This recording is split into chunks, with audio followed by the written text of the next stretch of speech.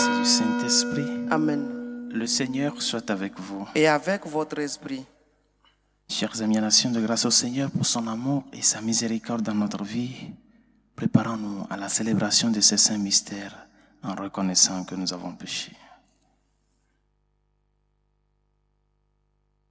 Je confesse à Dieu Tout-Puissant. Je reconnais devant vous, frères et sœurs, que j'ai péché en pensée, en parole, par action et par omission. Oui, j'ai vraiment péché. C'est pourquoi je supplie la bienheureuse Vierge Marie, les anges et tous les saints, et vous aussi, frères et sœurs, de prier pour moi le Seigneur notre Dieu. Que Dieu Tout-Puissant nous fasse miséricorde, qu'il nous pardonne tous nos péchés et nous conduise à la vie éternelle. Amen. Seigneur, prends pitié. Seigneur, prends pitié. Ô Christ, prends pitié. Ô Christ, prends pitié. Seigneur, prends pitié. Seigneur, prends pitié. Prions le Seigneur. Dieu qui veux habiter les cœurs droits et sincères, donne-nous de vivre selon ta grâce. Alors tu pourras venir en nous pour y faire ta demeure. Par Jésus le Christ, notre Seigneur et notre Dieu, qui vit et règne avec toi le Saint-Esprit, maintenant et pour les siècles des siècles. Amen.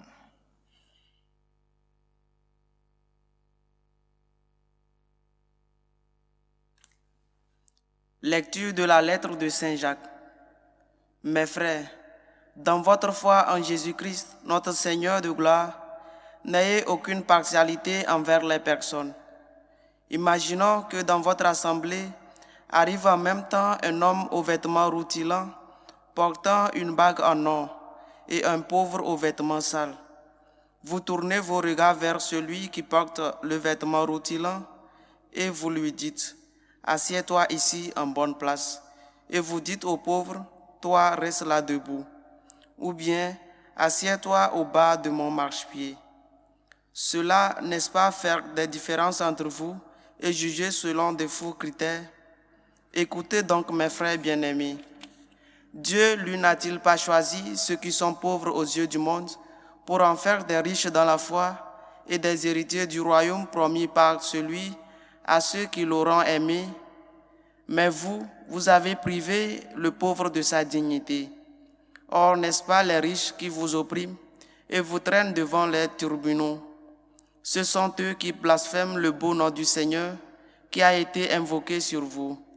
Certes, si vous accomplissez la loi du royaume selon l'Écriture, tu aimeras ton prochain comme toi-même, vous faites du bien. Mais si vous montrez de la partialité envers les personnes, vous commettez un péché, et cette loi vous convainc de transgression. Parole du Seigneur. Nous rendons grâce à Dieu. Un pauvre crie, le Seigneur entend. Un pauvre crie, le Seigneur entend. Je bénirai le Seigneur en tout temps, sa louange sans cesse à mes lèvres. Je me glorifierai dans le Seigneur, que les pauvres m'entendent et soient en fête. Un pauvre crie, le Seigneur entend. Magnifiez avec moi le Seigneur, exaltons tous ensemble son nom. Je cherche le Seigneur, il me répond, de toutes mes frayeurs, il me délivre. Un pauvre crie, le Seigneur entend. Qui regarde vers lui resplendira, sans ombre ni trouble au visage. Un pauvre crie, le Seigneur entend, il le sauve de toutes ses angoisses. Un pauvre crie, le Seigneur entend.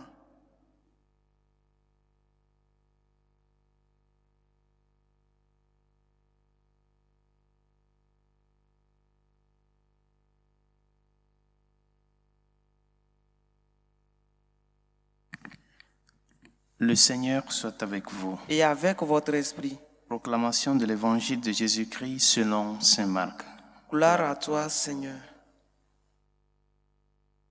En ce temps-là, Jésus s'en alla ainsi que ses disciples vers les villages situés aux environs de Césarée de Philippe.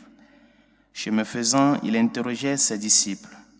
Au dire des gens, « Qui suis-je » Ils lui répondirent, « Jean le Baptiste. » Pour d'autres, Élie. Pour d'autres, un des prophètes. Et lui les interrogeait. « Et vous, que dites-vous? Pour vous, qui suis-je » Pierre, prenant la parole, lui dit, « Tu es le Christ. » Alors il leur défendit vivement de parler de lui à personne. Il commença à leur enseigner qu'il fallait que le Fils de l'homme souffre beaucoup, qu'il soit rejeté par les anciens, les grands prêtres et les scribes, qu'il soit tué et que 3 jours après, il ressuscite.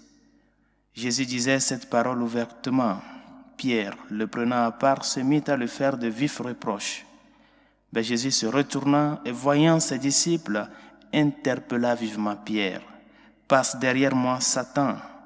Tes pensées ne sont pas celles de Dieu, mais celles des hommes. » Acclamons la parole de Dieu.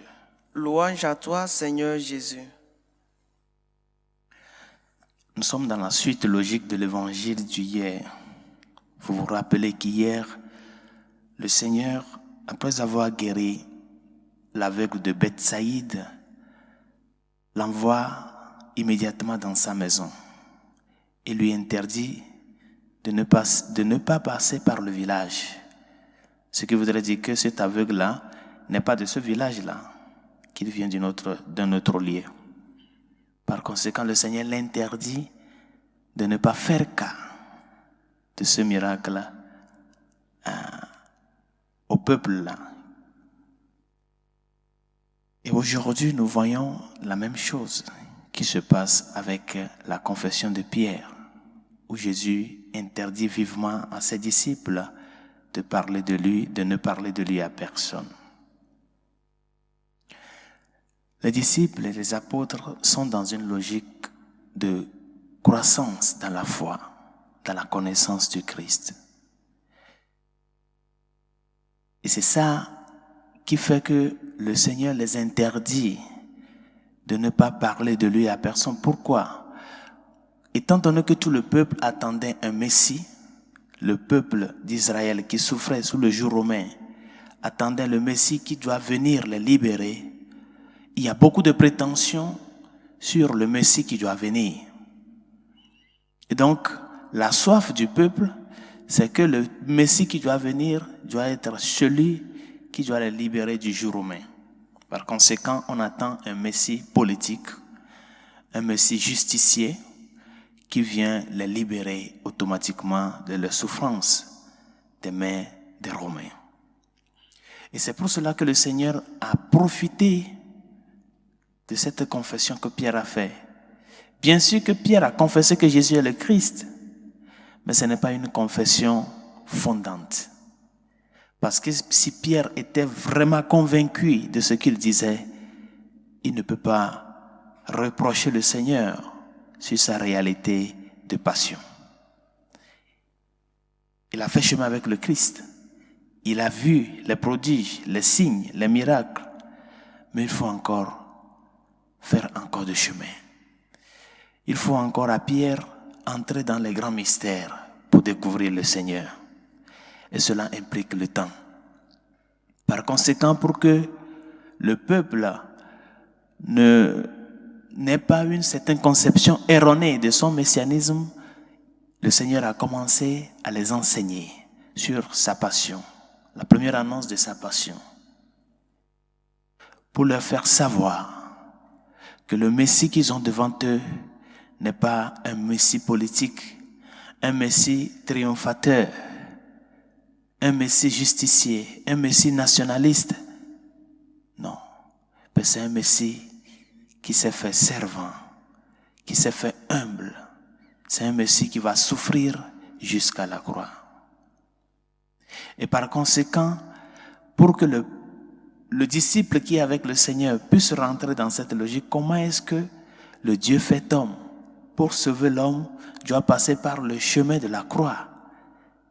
C'est incompréhensible. Et par conséquent, le Seigneur aura à annoncer 3 fois de suite sa passion. Pour préparer les cœurs, pour préparer ses disciples, pour préparer ses apôtres à cette heure cruciale. Bien chers amis, qui est Jésus pour toi? Qu'est-ce que tu peux dire de lui? Quel témoignage tu peux donner du Christ à travers tout ce temps que tu as vécu avec le Seigneur?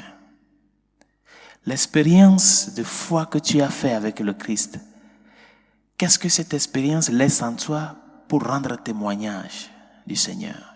Il est qui pour toi? Et toutes les fois que tu t'approches par exemple de la Sainte Eucharistie, quelle est l'idée que tu as? Vers qui tu t'approches? Quand tu es dans le moment des difficultés et que tu implores le Seigneur de par sa miséricorde, de par sa providence de te venir en aide, qu'est-ce que tu attends de lui? Tu attends qu'il te fasse une magie pour que la réalité dans laquelle tu te retrouves, tout change immédiatement ipso facto, ou tu es disposé à faire du chemin avec le Seigneur? Dans cette patience, dans cet abandon, à faire chemin avec lui. Parce que c'est le fait d'être avec lui qui nous permet de le connaître davantage, qui nous permet de découvrir vraiment son identité. Et c'est la réalité, les situations de la vie unies et vécues avec le Seigneur qui nous aident à pouvoir le reconnaître comme l'horizon de notre vie. Par conséquent, nous sommes appelés, comme les apôtres, à ouvrir les yeux pour voir, à ouvrir les oreilles pour entendre, à ouvrir le cœur pour accueillir le Seigneur. Oui, tu es le Christ, le Fils du Dieu vivant.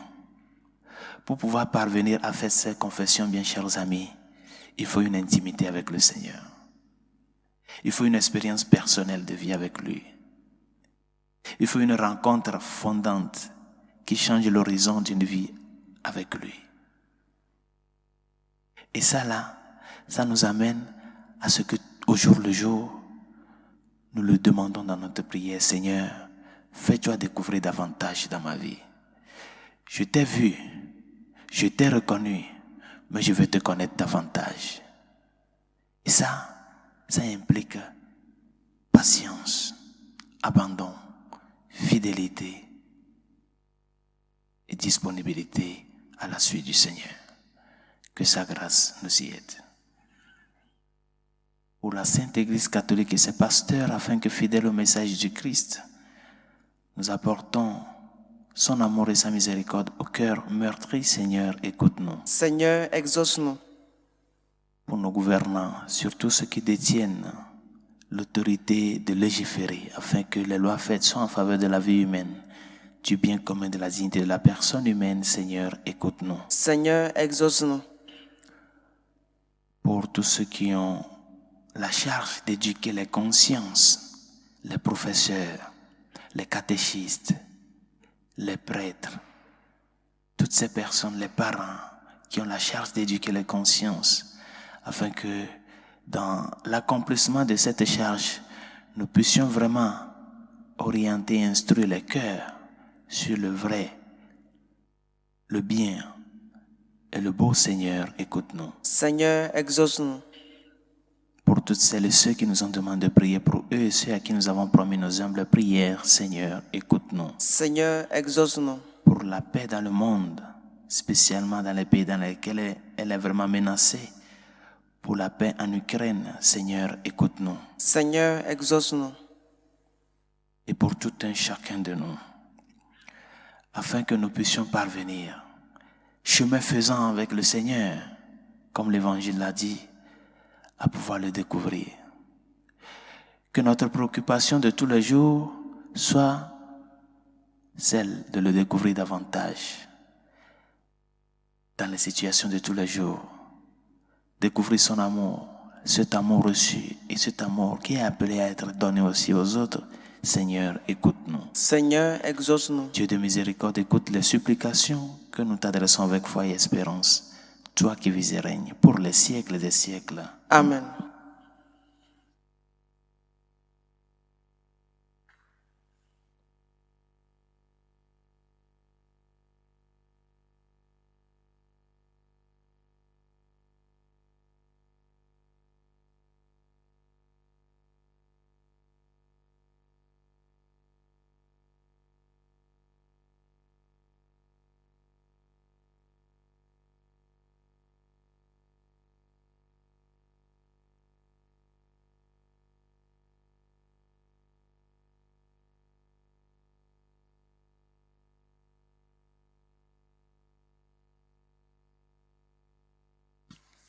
Tu es béni, Seigneur, Dieu de l'univers. Nous avons reçu de ta bonté le pain que nous te présentons. Fruit de la terre et du travail des hommes, il deviendra pour nous le pain de la vie. Béni soit Dieu, maintenant et toujours. Tu es béni, Seigneur, Dieu de l'univers. Nous avons reçu de ta bonté le vin que nous te présentons. Fruit de la vigne et du travail des hommes, il deviendra pour nous le vin du royaume éternel. Béni soit Dieu, maintenant et toujours.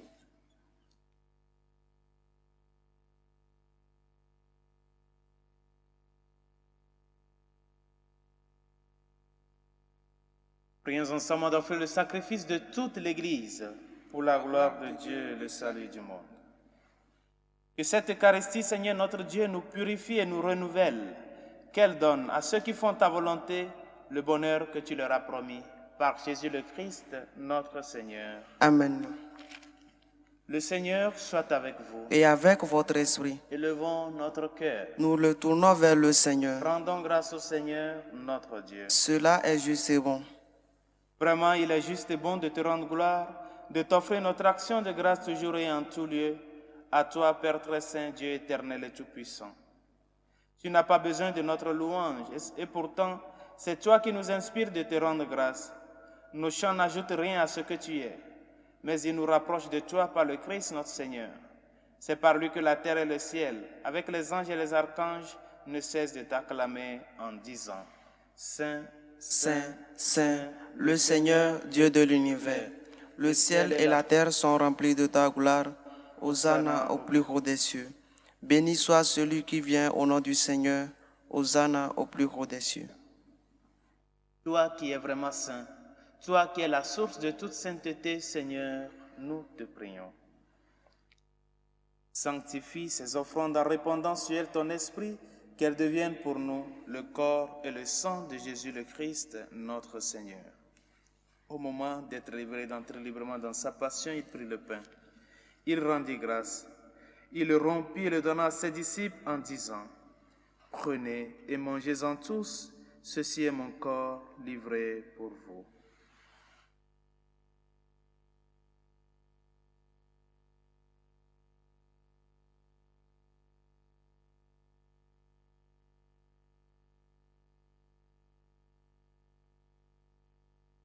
De même, à la fin du repas, il prit la coupe.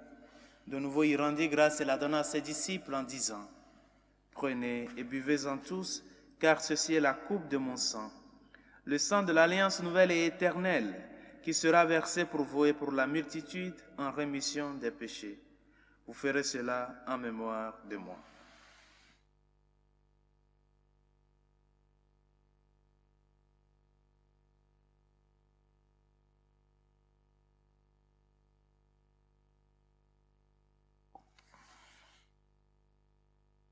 Il est grand le mystère de la foi. Nous annonçons ta mort, Seigneur Jésus. Nous proclamons ta résurrection. Nous attendons ta venue dans la gloire. Faisant ici mémoire de la mort et de la résurrection de ton Fils, nous t'offrons, Seigneur, le pain de la vie et la coupe du salut, et nous te rendons grâce car tu nous as choisis pour servir en ta présence. Humblement, nous te demandons qu'en ayant part au corps et au sang du Christ, nous soyons rassemblés par l'Esprit Saint en un seul corps. Souviens-toi, Seigneur, de ton Église répandue à travers le monde. Fais-la grandir dans ta charité avec le pape François, notre évêque Carlos et tous ceux qui ont la charge de ton peuple. Souviens-toi aussi de nos frères qui se sont endormis dans l'espérance de la résurrection, de Martin, Folie, nos amis familiers défunts, et de tous les hommes qui ont quitté cette vie. Reçois-les dans ta lumière auprès de toi. Sur nous tous, enfin, nous implorons ta bonté. Permets qu'avec la Vierge Marie, la bienheureuse Mère de Dieu, Saint Joseph, son très chaste époux, avec les apôtres et les saints de tous les temps qui ont vécu dans ton amitié, nous ayons part à la vie éternelle et que nous chantions ta louange par Jésus-Christ, ton Fils bien-aimé. Par lui, avec lui et en lui, à toi, Dieu le Père Tout-Puissant, dans l'unité du Saint-Esprit, tout honneur et toute gloire pour les siècles des siècles. Amen. Comme nous l'avons appris du Sauveur, et selon son commandement, nous osons dire, Notre Père qui es aux cieux, que ton nom soit sanctifié, que ton règne vienne, que ta volonté soit faite sur la terre comme au ciel. Donne-nous aujourd'hui notre pain de ce jour. Pardonne nos offenses comme nous pardonnons aussi à ceux qui nous ont offensés. Et ne nous laisse pas entrer en tentation, mais délivre-nous du mal. Délivre-nous de tout mal, Seigneur, et donne la paix à notre temps. Par ta miséricorde, libère-nous du péché. Rassure-nous devant les épreuves en cette vie où nous espérons le bonheur que tu promets et l'avènement de Jésus-Christ, notre Sauveur. Car c'est à toi qu'appartiennent le règne, la puissance et la gloire pour les siècles des siècles. Seigneur Jésus-Christ, tu as dit à tes apôtres, je vous laisse la paix, je vous donne ma paix. Ne regarde pas nos péchés, mais la foi de ton Église. Pour que ta volonté s'accomplisse, donne-lui toujours cette paix et conduis-la vers l'unité parfaite, toi qui règnes pour les siècles des siècles. Amen. Que la paix du Seigneur soit toujours avec vous. Et avec votre esprit. Agneau de Dieu qui enlève les péchés du monde, Prends pitié de nous. Agneau de Dieu qui enlève les péchés du monde, prends pitié de nous. Agneau de Dieu qui enlève les péchés du monde, donne-nous la paix.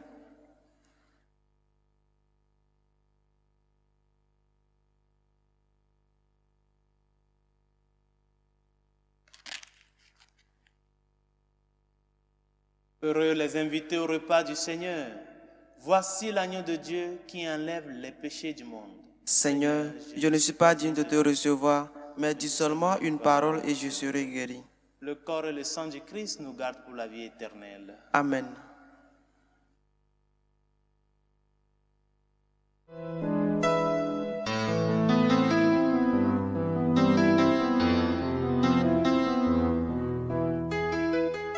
Communion spirituelle. Mon Jésus, je crois en votre présence dans le très saint sacrement. Je vous aime plus que toute chose et je désire que vous veniez dans mon âme. Je ne puis maintenant vous recevoir sacramentellement dans mon cœur. Venez-y au moins spirituellement.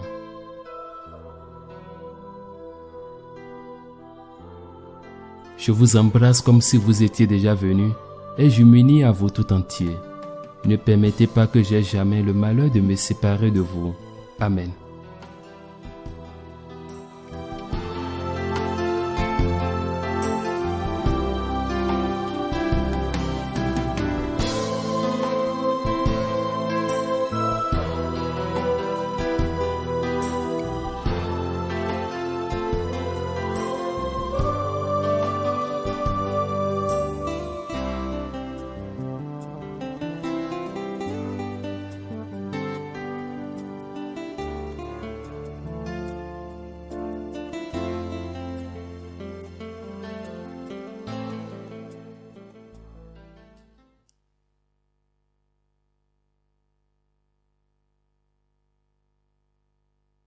Prions le Seigneur. Tu nous as donné, Seigneur, de goûter aux joies du ciel. Fais que nous ayons toujours soif des sources de la vraie vie.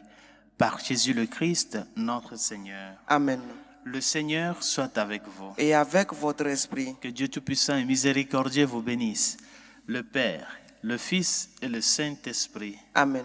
Allez dans la paix du Christ. Nous rendons grâce à Dieu. Nous nous tournons vers notre Mère, pour lui rendre grâce pour son intercession et implorer sa présence au cœur de nos vies. Salut, Reine, Mère de miséricorde, notre vie, notre douceur, notre espérance, salut. Enfants d'Ève exilés, nous crions vers vous. Vers vous nous soupirons, gémissant et pleurant dans cette vallée de larmes.